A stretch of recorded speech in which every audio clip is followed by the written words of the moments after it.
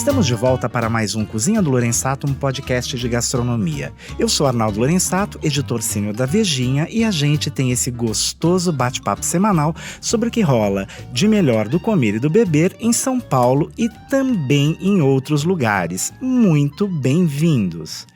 Ele teria tudo para ser um homem da moda. Com fina estampa, foi modelo no início de carreira, mas a cozinha morava lá na sua alma e se lançou como padeiro. Começou com uma pequena padaria artesanal, a Pain de France, muito antes da fermentação natural ter conquistado os paulistanos. Vendeu pães com sua grife, também uma grande rede de supermercados, ao mesmo tempo que desenvolveu uma sólida carreira na TV. O programa que o projetou no canal pago GNT se chamava Diário do Olivier. Desde o ano passado, ele é um dos jurados do Bake Off Brasil, um reality de gastronomia que faz sucesso no SBT. Em vez de um, tem 3 restaurantes. São 2 unidades do bistrô L'Entrecôte do Olivier e o Ster Rooftop na cobertura do edifício Ster, prédio histórico e tombado diante da Praça da República. No térreo fica ainda o Mundo Pão do Olivier, sua padaria que atrai uma legião de gente em busca de itens doces e salgados, mais um cafezinho. Morador a poucos passos dali, na mesma Praça da República, é um defensor ferrenho do centro. Eu tenho o prazer de receber aqui no estúdio o chefe, padeiro e apresentador de TV, Olivier Anquier. Muito bem-vindo. Obrigado, Arnaldo, de me receber aí nesse postcard. Já que o primeiro que eu faço, né? Eu nunca tinha feito isso antes. Ah, mas é bom estrear, né? Não, com certeza, né? Uma novidade. Vamos começar contando como são seus restaurantes, que é o que o público quer saber. Eu sei que eles lotam, eles vão em busca da comida e também vão fazer fotos com você, não? Eu acho que eles vão primeiro para a proposta que a gente faz, pelo conteúdo.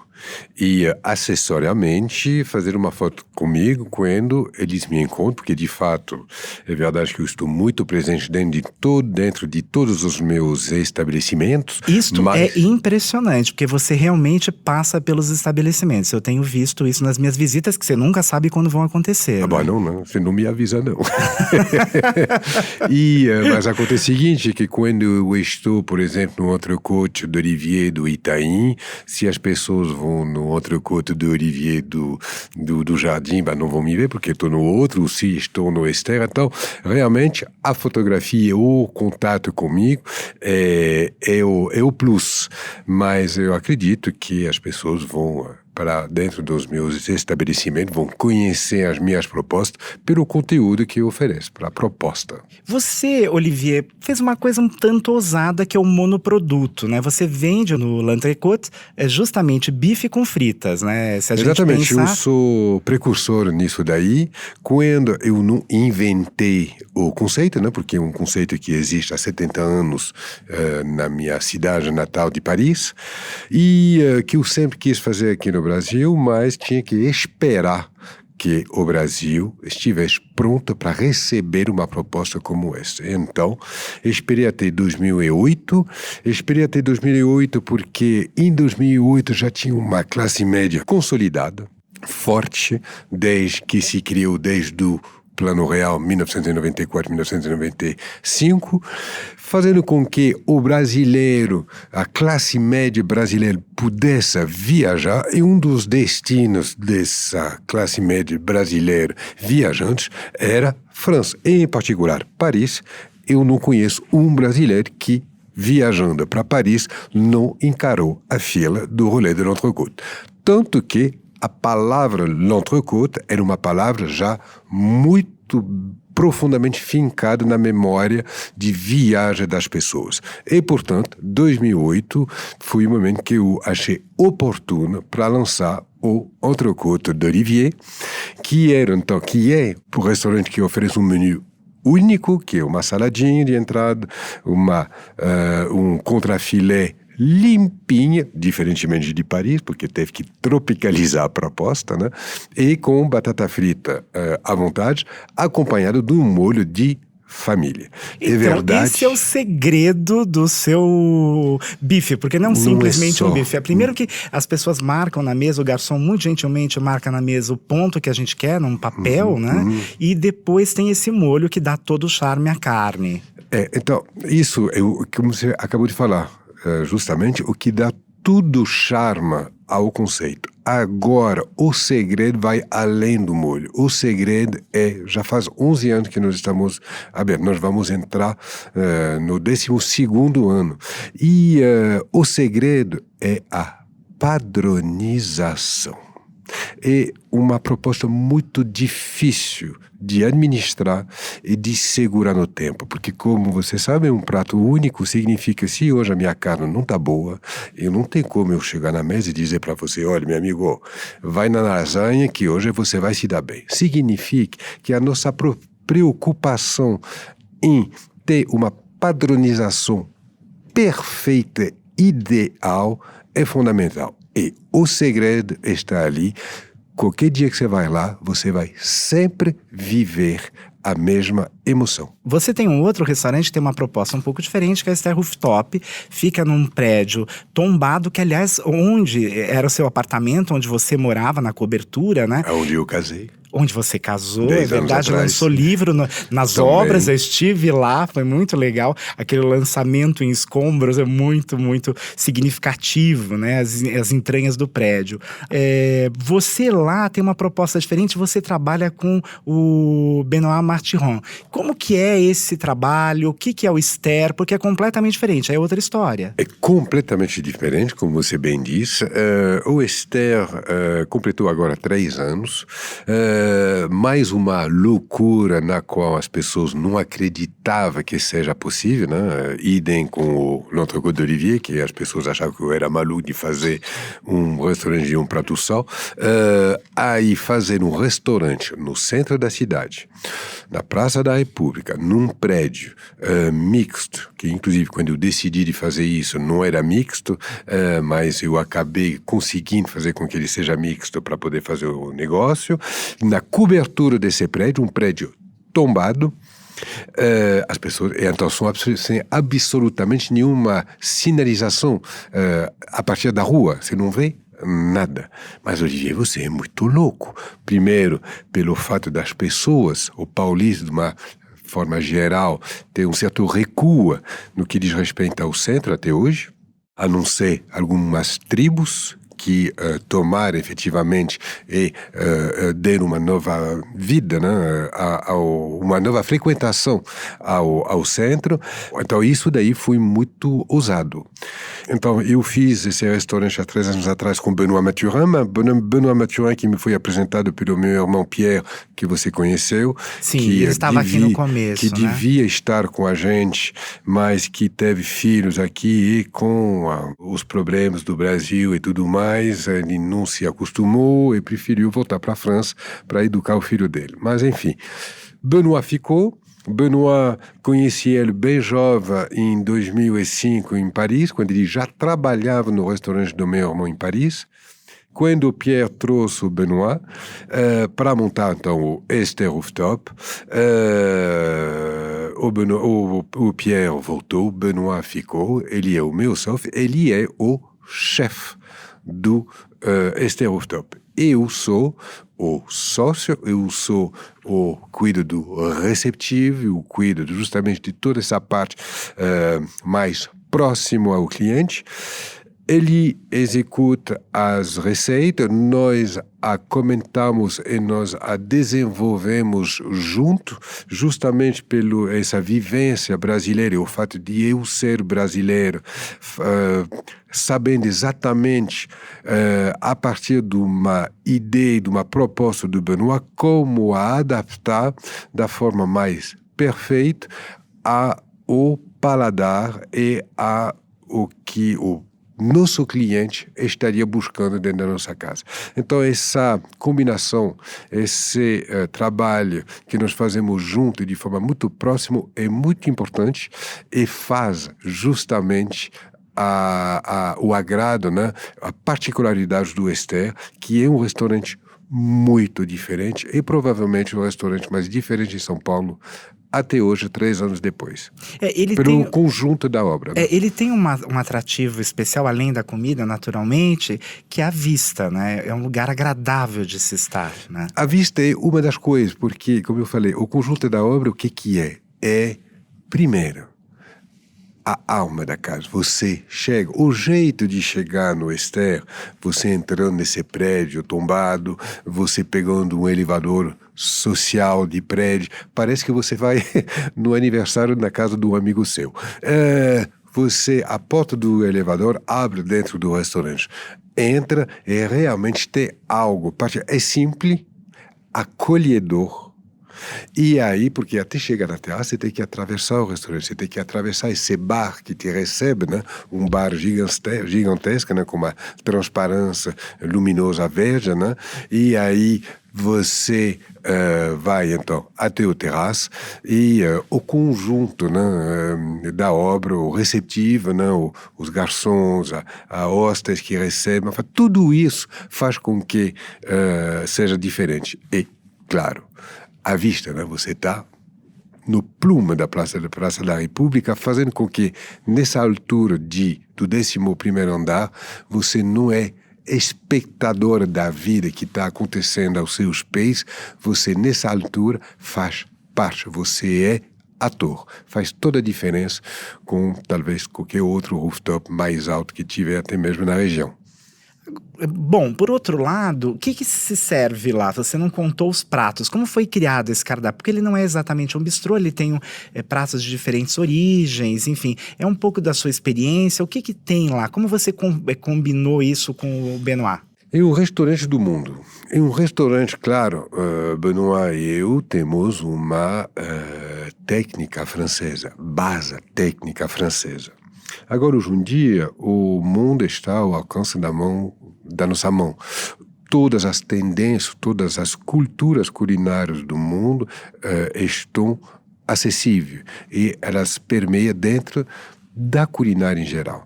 A partir disso, se associa a técnica com esses sabores do mundo e dessa forma conseguimos fazer um cardápio realmente particular. Outra coisa particular do Esther Rooftop é o cardápio em si, o menu.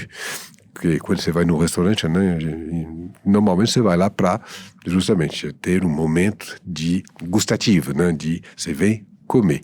Acontece o seguinte, que antes de comer você tem que ler na nossa casa, porque o cardápio é um cardápio completamente diferente do que qualquer outro cardápio. Quer dizer, a apresentação dele ou a apresentação dos pratos, a começar pelos nomes e o descritivo que tem dos pratos, que eu cuidei pessoalmente.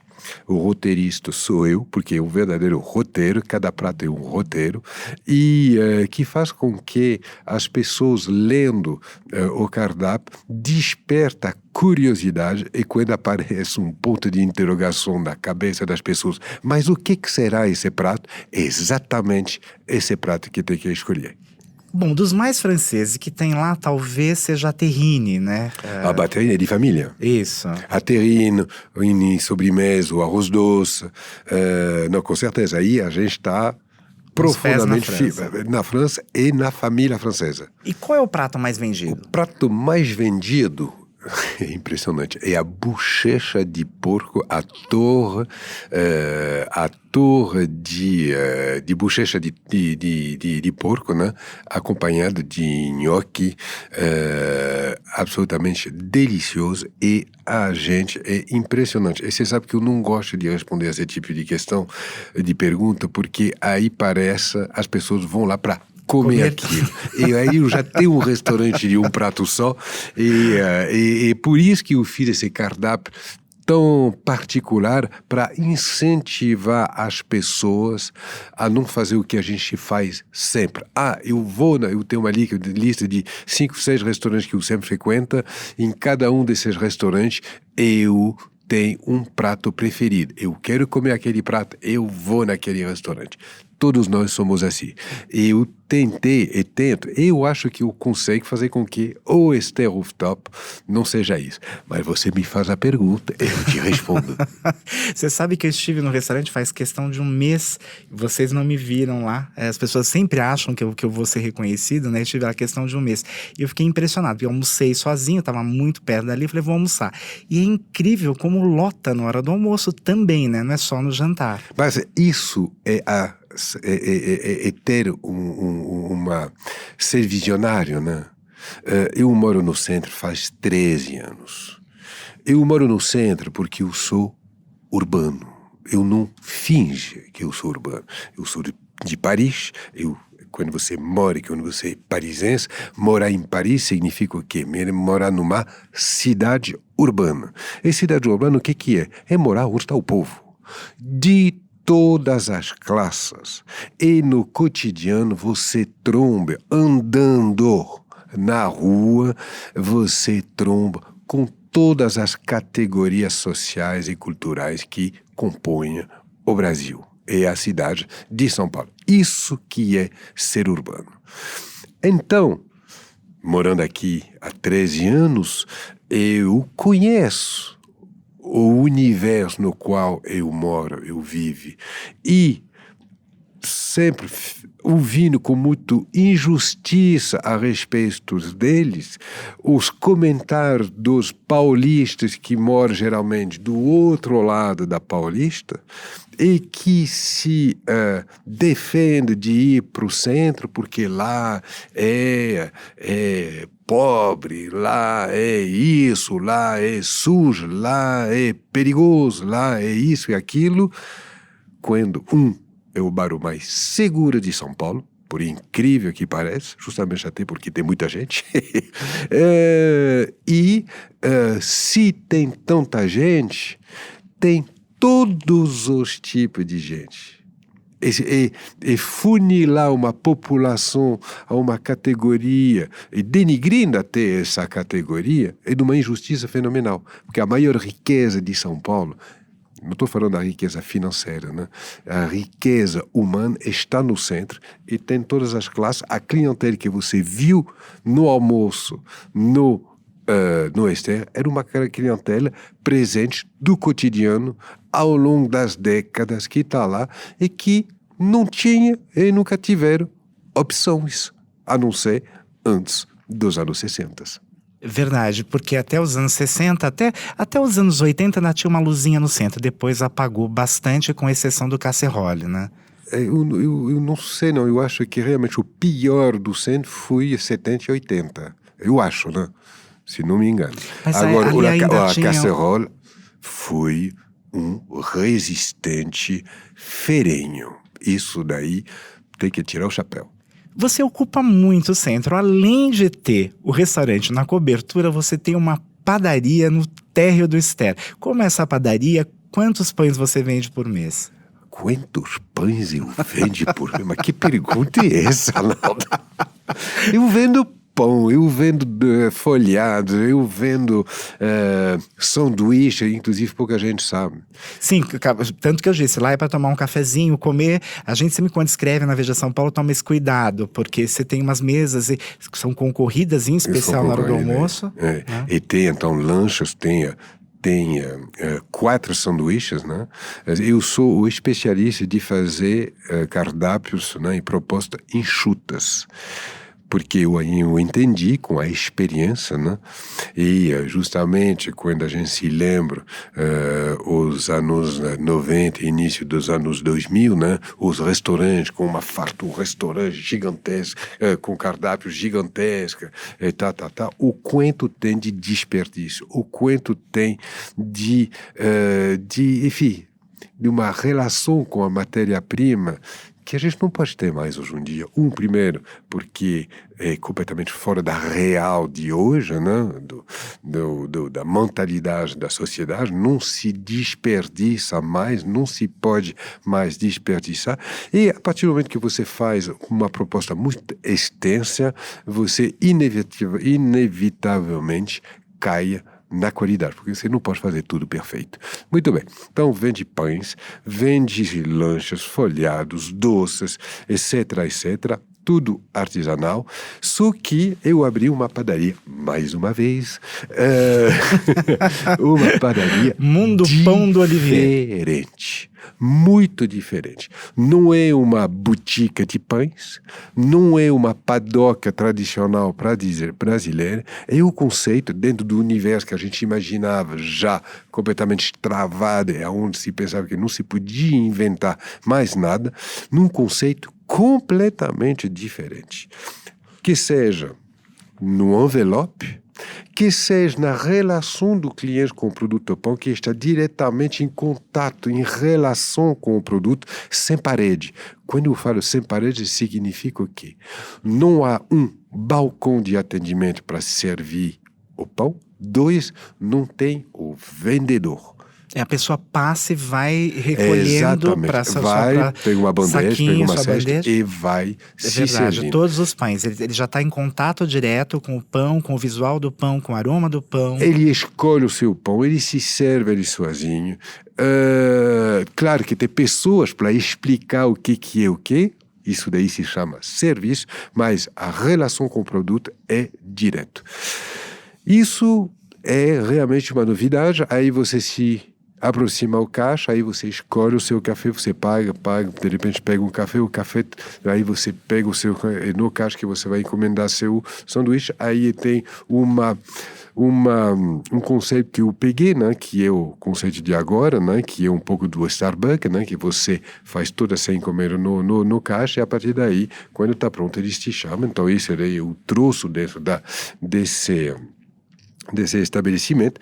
E então é uma padaria que tem 3 pontos distintos. A padaria venda o café com caixa, né? Então, café, que é o café Nespresso, e a parte sanduíche. Então, é 3 em 1 e a particularidade dessa casa.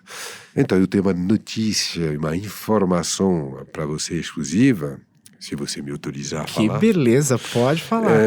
Que é que eu vou abrir a primeira franquia do Mundo Pão do Olivier.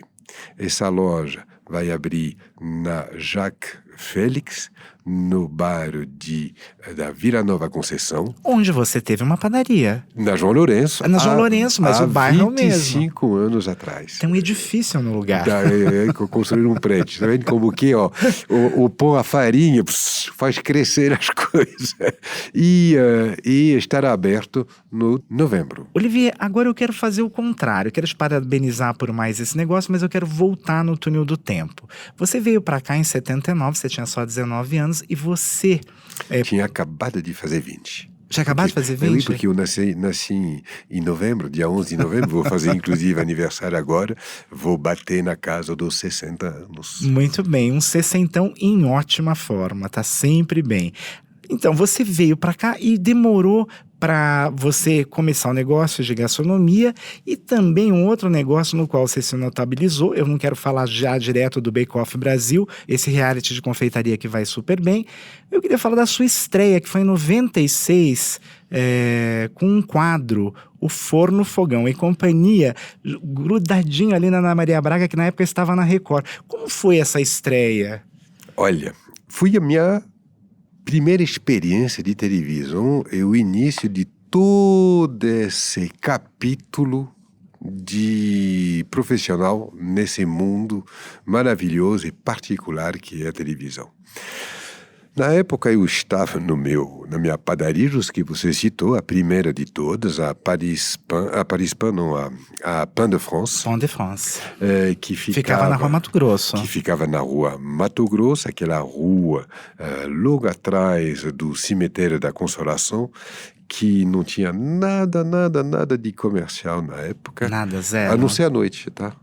À noite tinha um comércio assim, intensos, dia prostituta e dia de travesti. E tanto que a casa onde eu fiz a padaria era um antigo bordel de 15ª categoria, realmente baixo escalão, mas na época eu era pobre, eu precisava ter um envelope, uma casinha que tivesse a cara que eu precisava ter, o charme, né?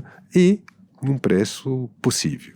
E foi então ali que eu abri essa primeira padaria. Muito bem, estava lá, já tinha conquistado um reconhecimento quanto ao meu produto, né, quanto à minha proposta, né, dessa primeira padaria de tipo francês em São Paulo.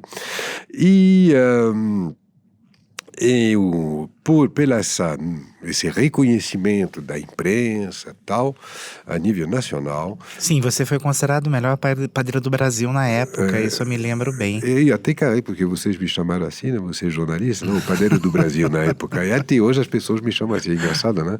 E o que aconteceu é que um senhor que era produtor e realizador de um programa de culinária chamado Forno, Fogão e Companhia na TV Record, que era um programa tipo Ofélia, né? Classicão dos programas de culinária. Programas de culinária que é 3 câmeras, um estúdio, 3 câmeras, uma bancada, panela, colher de pão, geladeira e pinguim.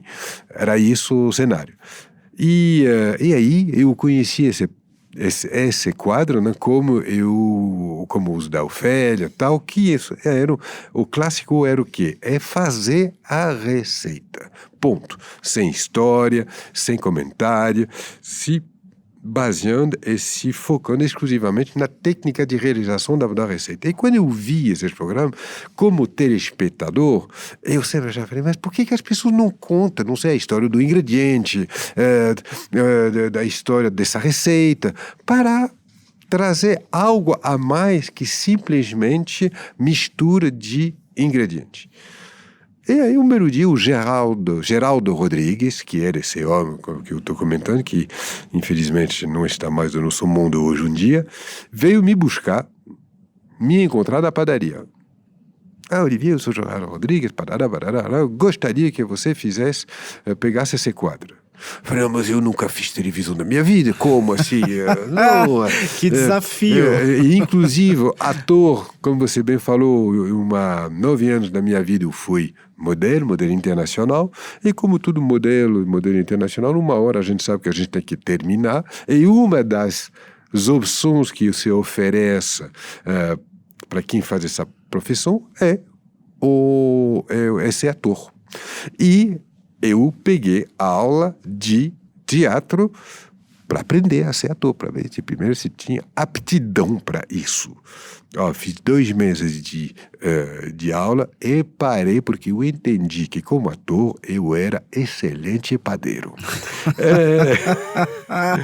Então quando ele veio me buscar, eu falei, não, mas sim, você vai conseguir, você vai ver, você faz a sua receita e tal. Falei, então tá bom. Como eu tinha 9 anos de modelagem atrás de mim, fotografia, lente, enfim, por mais que não seja ator, eu estou acostumado a me relacionar com máquinas que captam imagem, né? Falei, então tá bom. E aí eu decidi, nesse quadro que estava sendo oferecido, aí eu de justamente colocar aquilo que eu, como telespectador, eu achava que faltava. E foi um sucesso. Foi um sucesso porque quando eu iniciei, era toda terça-feira, a 15 minutos antes de iniciar o programa da Ana Maria Braga, que na época estava na Record, né? E já era uma pessoa que chamava muita atenção, né? Era Ana Maria Braga, né? Era uma apresentadora de peso no universo da televisão brasileira e especificamente na Record. Enfim, 15 minutos antes, que era um programa de 15 minutos, e entregava o horário a Ana Maria Braga com traço. 6 meses depois, a minha entrada, que eu tenho assumido esse quadro, eu entregava esse horário com 4 pontos a Ana Maria Braga. Então, que foi uma baita diferença e que confirmou que a minha ideia de justamente enriquecer, contar história, era positiva, era bom para esse tipo de produto. Fui confirmado. Aí, chegou 98, a Copa do Mundo, a famosa. Lembra dela? Famosa Copa de 98. Lá na França. E como eu já tinha adquirido o reconhecimento e eu era já o francês com mais notoriedade aqui no Brasil, e que eu estava na televisão, querendo ou não, na Record, a Globo veio me convidar para fazer um quadro durante a Copa do Mundo, quer dizer, antes da Copa do Mundo e durante a Copa do Mundo, que seria um personagem, uma silhueta que desfilaria em lugares específicos da França, em geral, e vinhetas eletrônicas, né? Televisuais de 3, 4 minutos, que passaria em todos os jornais da Globo, né? De manhã, de madrugada, de almoço e de noite, né? E durante a Copa do Mundo, nos intervalos de jogos. Essa foi a segunda experiência. Eu falei o que para a Globo, mas falei, tem 2 condições para eu aceitar. Primeiro, silhueta não é comigo. Então, se vocês querem que eu faça, eu vou fazer de fato. A ideia é sensacional.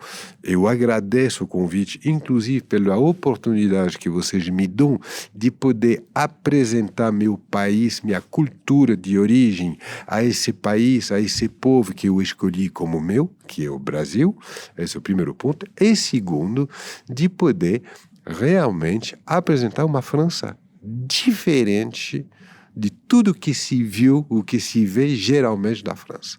Segundo ponto, condição, o diretor e o amigo meu francês lá de Paris, com que eu faria. Não, mas nem pensar se está pensando que é a Globo, completamente fora do padrão. Eu falei, tudo bem, mas só faço nessas condições. Você me conhece um pouco, eu sou cabeção.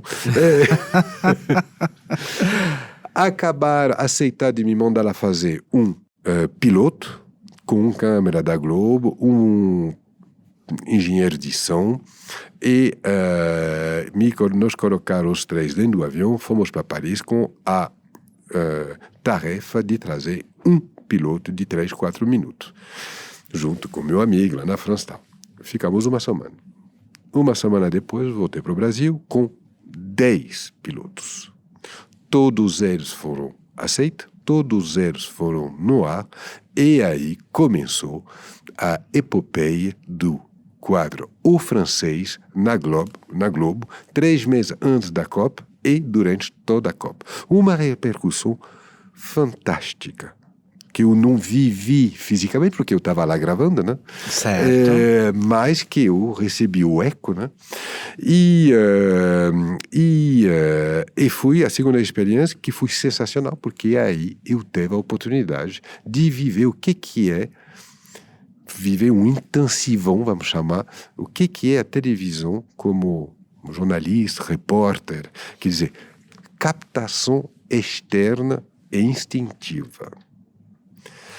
Quando eu voltei, o sucesso foi tão grande que quando eu voltei, eu sabia que eu ia continuar na televisão, fazendo o quê? Aí eu criei, bolei, peguei as 2 experiências de televisões que eu tinha vivido, a de estúdio, com a Record, o Forno, Fogão e Companhia, com a Globo, esse road movie pela França, trazer isso, juntar os 2, e aí criei o Diário do Olivier, que foi aceito pelo GNT em 1998, em outubro de 98, logo depois da Copa.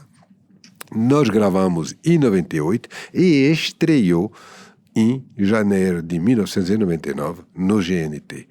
40 mil assinantes. Era o início do GNT, e o Diário do Olivier foi o primeiro programa de culinária moderna da televisão brasileira. E durou quase 2 décadas, né? Quase 2 décadas. Eu me lembro que eu entrevistei você em 2017 e a gente falou exatamente uma longa entrevista que eu publiquei. Quem quiser olhar, tá lá no meu blog, tá disponível, né? E você saiu depois de ter feito tanto sucesso. Essa ruptura com o GNT foi traumática? Para mim, não. Para você, não? Para eles, talvez, mas para mim, não. Não foi triste ter deixado? Porque... Não foi triste. E você tinha também o Cozinheiros em Ação, né? Que teve 4 temporadas. Exatamente, que fui, inclusive, o Cozinheiro em Ação. Fui também o primeiro programa de reality culinário completo da televisão brasileira. Aí o ano seguinte fui o Masterchef. O Masterchef. Então, eu vou contar aqui para as pessoas que o Olivier me convidou para ser um dos jurados e eu não consegui ter agenda, eu estava fechando um Comer e Beber, você se lembra disso? Mas eu concordo que eu tive eu nunca tinha tido experiência em TV. Era um frio na barriga, somaram-se as 2 coisas, mas eu não fugi não. Era que realmente a gente tinha que parar para gravar, e quando você está fechando um Comer e Beber, isso é impossível. Você sonha em voltar com o Diário do Olivier? Então, eu sonho em voltar em... Eu sou uma pessoa inquieta que gosta... Bom, eu criei esse produto, esse de televisão, que perdurou quase 2 décadas no ar, entre o GNT durante 16 anos, né, juntando as duas fases, né, e durante 2 anos e pouco na Record, com o mesmo produto, no Domingo Espetacular. Em um programa, eu faço as coisas tudo que eu faço profissionalmente ou não profissionalmente, eu faço com tesão. Eu gosto, eu faço porque eu gosto. Eu faço nada que não me traz um prazer intenso. A vida é muito curta para perder tempo com coisa que não dá prazer. Essa é a minha maneira de encarar a vida. Eu trabalho muito, mas porque eu gosto. Diário do Olivier. O Diário do Olivier, no formato Diário do Olivier, tudo tem que evoluir. Agora, é verdade que existe uma intenção, inclusive existe um trabalho já executado para abrir um novo capítulo do Diário do Olivier, que não se chamará Diário do Olivier, porque o Diário do Olivier foi criado durante muito tempo dentro de uma rede de televisão e parte do princípio que, a partir do momento que você evolui e muda, fica carregando o que foi de outro não é legal. E principalmente no lugar aonde eu quero ir, que é no novo jeito de encarar a televisão, que seria por um desses grandes... aí me foge o nome em inglês, técnico, né? Isso entraria no streaming. Stream, pronto, é essa palavra. O aluguel, essas séries que a gente pode alugar, enfim, tem essas distribuidoras, são antigas locadoras que viraram digitais. Né? Exatamente, e então a gente está em negociação muito, muito próximo com uma das maiores. Eu tive a felicidade de ser entrevistado pelo Olivier em 2010. Fizemos um programa junto. Em 2010, você se lembra disso? Perfeitamente. Foi em casa, moro no mesmo lugar, com o Fusca 1960. Obrigado.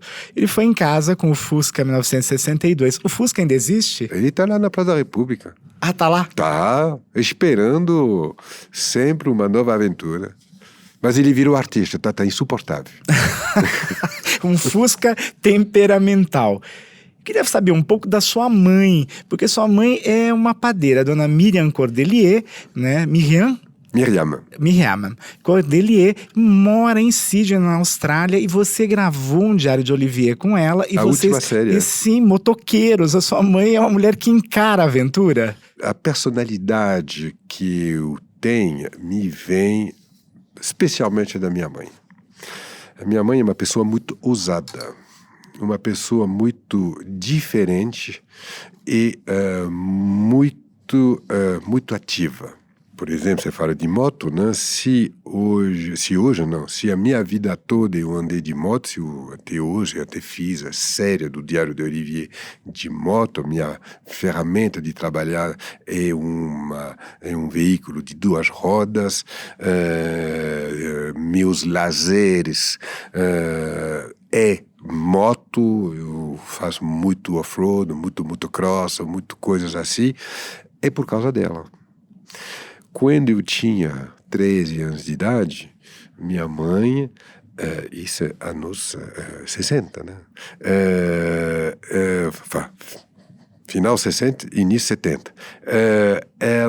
Eu passei minha infância em seminário, como em internato, né, de jesuíta, espalhado pela França, porque a cada 2 anos eu mudava, porque eu era muito inquieto já, e os padres não aguentavam mais, me botavam para fora.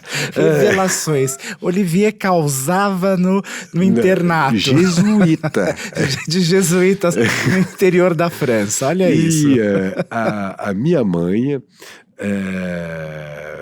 depois das férias, né, me levava para lá, por exemplo, muito bem, em 74, ela me levava para Bon Encontre, do lado de Agen, onde eu estava no internato lá, saindo de Paris, numa Honda 450 Ford, né, e que ela tinha, eu, na garupa dela, me levava lá. Então, a intimidade com a moto me vem da minha mãe e, de fato, as acho que foram 4, 5 anos atrás. Ela tinha 71 anos de idade. Estou com ela no telefone. Mãe, era em dezembro. Mãe, eu estou indo com o Hugo, meu filho, né? Estou indo com o Hugo na garupa, estou indo para o deserto de Atacama. Ah, é? Falei, estou indo, tal. E vai com quem? Falei, vou sozinho com o Hugo. Mas fora de cogitação, eu vou com você. Falei, mãe, não dá. Como não dá? Eu vou com você ver como que arruma uma moto para mim que eu... Falei, então tá, como você sabe que tem 12 horas de diferença entre a Austrália e o Brasil e que são 12 horas adiantado na Austrália, quando fala à noite, está começando o meu dia. Falei, então, mãe, vai dormir que eu vou ver o que eu consegue e hoje à noite a gente se fala, que era o dia seguinte para ela, e te fala se é possível ou não. E aí mexi tudo que eu podia mexer para encontrar o jeito de poder trazer minha mãe e era fazer essa viagem comigo. Encontrei quem alugasse uma moto alemã de 650 cilindradas e de fato nós fizemos. Ela pegou o avião, chegou dia 14 de janeiro de Sydney, tem 12 horas de jet lag, né, de diferença horária, né? E dia 17 de janeiro saímos da Praça da República, minha mãe numa moto, eu numa outra e meu filho na minha garupa. Fomos até São Pedro do Atacama e voltamos nós dois de moto e foi uma viagem espetacular. Hoje ela tem 76 anos de idade e ela parou de andar de moto. Você se acidentou algumas vezes, que eu sei, se não... E você veio pra cá hoje pro estúdio de moto, numa scooter, e você não tem medo? Nunca deu medo? Isso que é incrível. Olha, não tem medo, quem não tem medo é louco. Você tem que ter medo na vida, né? Porque isso te dá noção, né, do que você está fazendo. Então, eu sempre me assusto muito das pessoas que dizem não ter medo de tal coisa. Agora, se os acidentes que eu teve me deram medo, não me deram mais medo, mas me deram mais experiência, mais consciência e faz parte da evolução da sua relação com o veículo e com qualquer coisa que você tem na vida. Você sabe uma coisa? Um acidente físico de moto é que nem um fracasso nos seus negócios, que nem uma doença que você enfrenta, que dizer, é uma experiência e que tem que encarar de forma positiva para você crescer, para você evoluir. A gente estava falando da sua mãe, eu vou aproveitar e perguntar. Você, em 2017, teve uma filha com a atriz, apresentadora, mulher linda, Adriana Alves, a Olivia, que eu conheço, linda com esse bebezinho, né? Conheci na barriga. Na barriga primeiro, é verdade. Me lembro bem disso. Do evento aí que... A Adriana passou um pouquinho mal, já estava grávida, né? Como que é a sensação de voltar a ser pai, você que tem 2 filhos adultos, a Júlia e o Hugo? É a coisa mais maravilhosa. E realmente, eu agradeço assim, a um ponto assim, sem limite, a minha esposa Adriana, de ter me dado essa filha.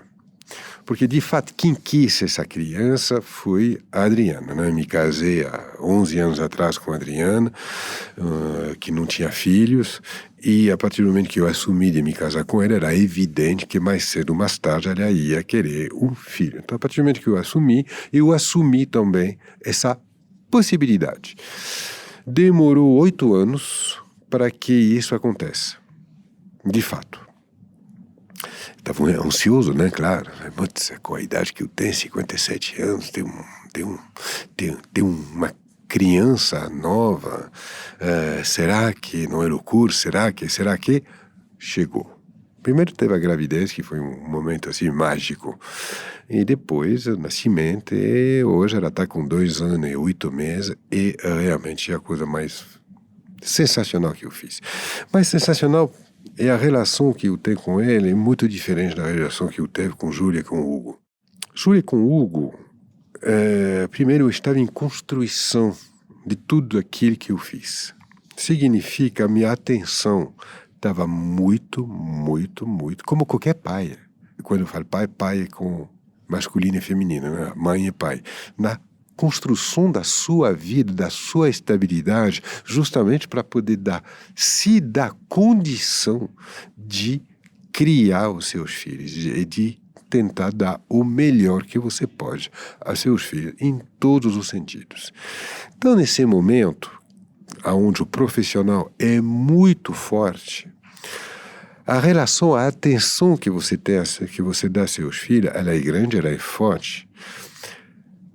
Mas, diferença da Olivia, muito diferente daquele que eu vivo com a Olivia, porque hoje eu tenho 60 anos, eu construí já a minha vida, não significa que eu tenha acabado, mas uma coisa eu tenho certeza, eu não tenho mais nada a provar a ninguém, a começar por mim mesmo. E se acontecer um desastre, porque isso pode acontecer de um dia para o outro, repito, eu não tenho nada para provar, já construí. Então faz com que a minha preocupação com o futuro é exclusivamente ligado à minha esposa e a essa menina. Muda toda a relação. Então você é um pai velho, você é um pai-avó. Nada disso. Eu sou exatamente o mesmo pai, com a mesma preocupação da preparação, da educação e da preparação dessa criança à realidade da crueldade da vida. E essa consciência faz com que é impossível ser pai, gagá, pai, avô. Eu sou pai. Agora nós vamos para a nossa sessão Fast Food, de perguntas rápidas para respostas ainda mais rápidas. Você era um garoto rebelde, por que você saiu de casa com apenas 16 anos? Você quer rápido? É uma história de vida. Ah, é? Isso não dá. Não dá. Aí é uma história de profundo. Mas o que foi o insight que te levou a sair de casa? Eu falei de internato, de jesuíta, toda a minha infância, até a minha última escola. Acontece o seguinte, que no final, nessa última experiência, meus pais se separaram. Nessa separação, eu não estava presente, estava no meu internato, naquele que eu comentei que a minha mãe levava a mais de 500 quilômetros de Paris. Fui chamado para Paris, para me sentar na frente de uma assistente social, de um lado meu pai, do outro lado a minha mãe, e me fui anunciado a separação dos meus pais. Aí, o seu irmão vão ficar com tua mãe, você vai ficar com teu pai. Interiormente eu falei, nossa, que maravilha, vai mudar a minha vida, vou viver com meu pai e tal. E o que aconteceu? Meu pai me colocou num seminário, a maîtrise de Montmartre, que é a escola de padre do Sacré-Cœur de Montmartre. Meu pai morava em Montmartre, do lado do Sacré-Cœur. A escola, o internato estava a 50 metros da casa dele, ele me colocou lá. Foi a maior revolta. Eu não aguentei 6 meses. 6 meses depois, eu tirei minha reverência aos meus pais, principalmente a meu pai. Decidi pegar o meu destino, colocar na minha mão e decidi que a partir desse momento eu ia cuidar da minha vida. Bom, vamos mudar um pouquinho, vou voltar para a TV. Eu quero saber como é ser jurado de um reality de confeitaria, que é o Bake Off Brasil, que é um sucesso, enfim. Eu estava vendo alguns programas e você trata o entrevistado com muita severidade, mas com muita doçura ao mesmo tempo. Você explica, olha, estava vendo um episódio que era um bolo da Becca Milano, e tinha um pão seu que tinha que trançar e tal, com canela. E você acaba explicando com absoluta clareza, mas você não deixa que o candidato ali não tenha dúvida sobre o que você está explicando. Você fala, olha, é esse problema, aquele outro, e seus acertos também são esses, né? Isso se chama respeito, sabe? Se chama respeito. Eu acho que eu sempre encarei a televisão como uma das maiores ferramentas de educação. E eu não suporto a ideia de ser um ladrão de tempo. Fazer entretenimento para fazer entretenimento, roubar o tempo das pessoas. E nesse programa, que não é meu, na qual eu fui convidado, a inclusive fazendo algo que eu nunca tinha feito até então e que eu me recusava a fazer, que era julgar. Talvez não seja exatamente a palavra julgar, mas avaliar seja mais justo. Primeiro, eu queria fazer dentro da sinceridade e da personalidade que é minha, eu te falei, nunca fui ator e nunca serei ator. Eu sou aquilo que eu sou. Você me conhece, com você eu falo com... às vezes até mesmo você... Ele é duro, viu, gente? Eu gosto de dizer, ele é duro. Eu sou francês, eu vou reto ao ponto, eu detesto ficar girando e tal, mas enfim, estávamos falando de educação de filho, essa doçura e essa firmeza, ela está em casa, ela está no back-off, é respeito e consideração e trazer, somar. Eu vejo as coisas assim. Então, é dessa forma que eu ajudo a crescer dentro daquilo que eu posso. Olivier, tem uma caixa aqui na minha mesa com umas gostosuras. Elas estavam cheirando já no estúdio. O que são essas gostosuras que você está lançando? Isso aí são duas novidades que eu lancei na Mundo Pão de Olivier. É uma torta folhada vegetariana com queijo de cabra, azeitona de zapata e pesto de manjericão e tomate, que se chama Riviera. E o outro é o Bragantina, que é carne de... linguiça de Bragança? Exatamente, de linguiça de Bragança, que o tempero junto, mistura queijo da canastra, coloca isso dentro de um enrolado de massa folhada e se chama Bragantina. É mortal. Vamos provar. Vai lá. Nós vamos agora para a nossa sessão receitinha. Qual é a delícia que Olivier Anquier tem para a gente?